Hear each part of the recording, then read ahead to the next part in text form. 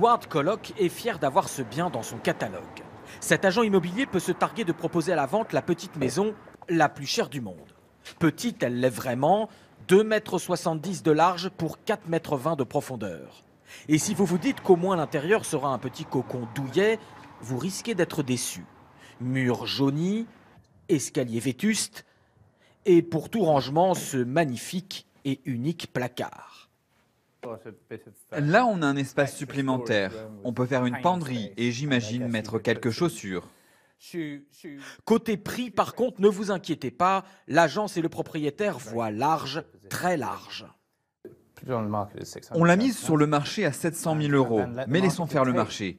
Il y a plusieurs offres cachées sous enveloppe qui seront supérieures au prix demandé. On voit qu'il y a beaucoup d'intérêt autour de cette maison. Et c'est sans compter qu'il faudra débourser une autre somme pour rénover totalement les lieux.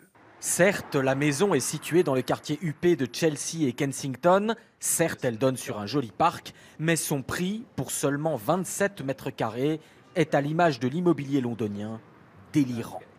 Dans la capitale britannique, on trouve le hors norme, comme cette maison près de Notting Hill, à 150 millions d'euros. Ou l'absurde, comme cette place de parking souterrain près de Hyde Park, à 700 000 €. Les Londoniens ont bien entrevu une lueur d'espoir avec le Brexit. Les craintes liées à l'économie ont freiné la hausse des prix. C'est peut-être l'une des rares bonnes nouvelles qui découlent du Brexit, si ça peut rendre la vie moins chère dans une ville comme celle-ci. Mais pour cet expert immobilier à la City, la baisse relative sera de courte durée. En soi, ce n'est pas une surprise que les prix baissent. Ils étaient hauts avant le Brexit, là ils baissent clairement, mais est-ce à dire que cela va continuer? Je ne pense pas, parce que la demande est toujours là, et quand la demande est là, les prix continuent d'augmenter. Pour l'instant, même avec le Brexit, Londres et le Royaume-Uni continuent de jouir d'une image de stabilité.